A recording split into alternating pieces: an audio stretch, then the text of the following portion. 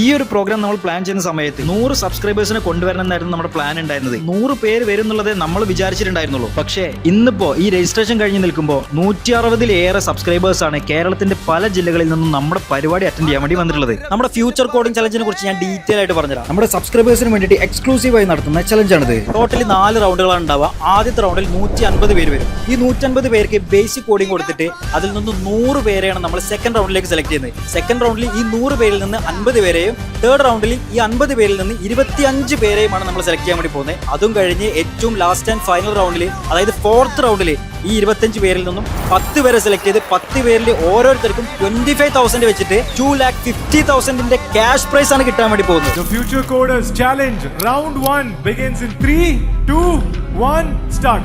45 സെക്കൻഡുകൾ, 2 വിന്നേഴ്സ്, 25,000 ആര് കൊണ്ടുപോകും?